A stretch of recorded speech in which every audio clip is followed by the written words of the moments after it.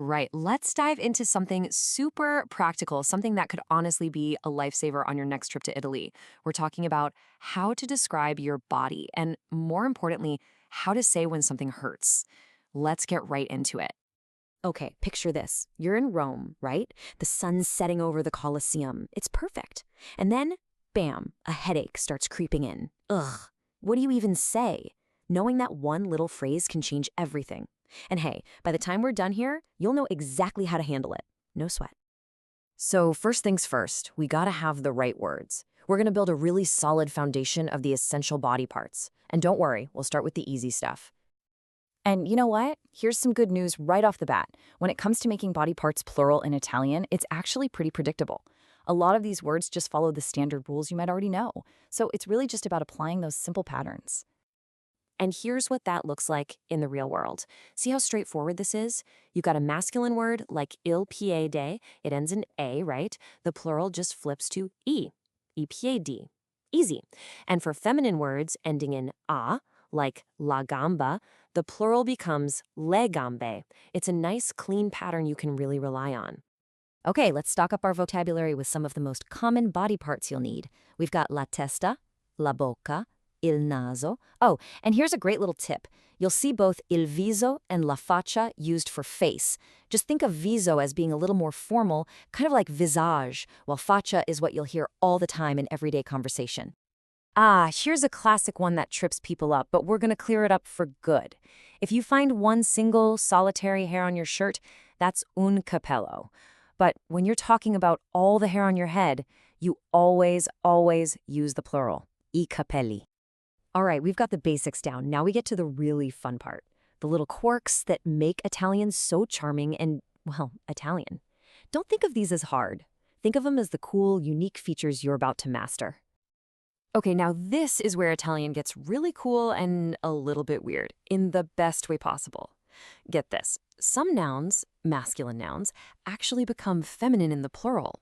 I know, it sounds totally wild, right? But trust me, there's a certain logic to it, especially when you see the examples. Let's check it out. This chart just lays it out perfectly. Il braccio, one arm, is masculine, but le braccia, your arms, becomes feminine. See that? Same thing happens with dito and labbro. A good rule of thumb is that for a lot of body parts that come in pairs or groups, the plural form often switches over to feminine. Pretty neat, huh? Now, just so you know, there are a couple of words like knee and ear that technically have two plural forms. But here's the simple rule for you. When you're talking about the actual body parts, you're pretty much always going to use the feminine plural you see here, le ginocchia and le orecchie. You can basically ignore the other one in everyday conversation. Okay, everybody lean in for this one. There is one word that is so common, so absolutely essential, that you just have to know it's plural. It totally breaks the rules, but because it's so unique, it's actually easy to remember. And here it is, the big one. La mano becomes le mani. So wait a minute, it starts feminine and it stays feminine, but it grabs that I ending that we usually see with masculine words. It's a total rule breaker.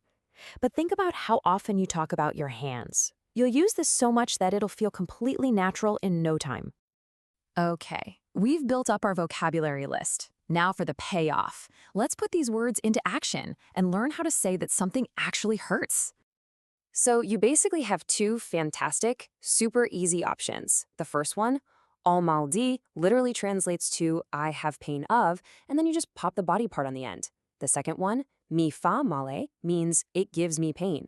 They're both incredibly common, so let's see them side by side. So check this out. These two structures do the exact same job. All mal di testa, mi fa male la testa. Both mean I have a headache. Same deal for a sore throat. You can think of a mal di as short and sweet, and mi fa male as super common in everyday chat. Honestly, you can't go wrong with either one. And of course, sometimes it's not just a simple pain, right? Here are a few more absolutely essential phrases you might need if you're heading to a pharmacy. Notice how you use whole, which means I have for all of these. I have a fever, I have a cough, I have a cold. All right, for our last step, let's zoom out a little bit. Instead of talking about a specific pain, let's learn how to describe your overall feeling, which can be just as crucial when you need help. These phrases are pure gold. Mi sento male is a very direct I feel sick. No mi sento bene is maybe a little softer, I don't feel well. If you're feeling weak, you can say mi sento debole. And my personal favorite is mi gira la testa. It's such a great image. It literally means my head is spinning, which is the perfect way to say you're dizzy. And there you have it. You've got the tools now, from those quirky irregular plurals like lidita, all the way to confidently saying o mal di testa when you need to. So the next time you're feeling a bit off, you're not going to be fumbling for words. You'll be totally prepared.